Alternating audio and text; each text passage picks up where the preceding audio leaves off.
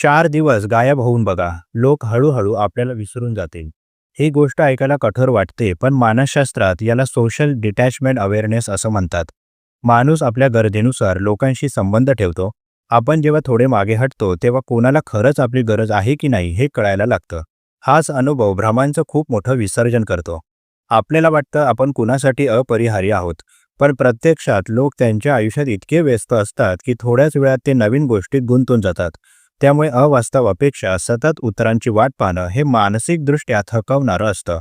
काही काळासाठी अदृश्य होणं म्हणजे स्वतःकडे वळणं, भावनिक सुरक्षितता अनुभवणं आणि नात्यांचं वास्तव तपासणं. ही शांतता स्वतःला ओळखण्याची संधी देते.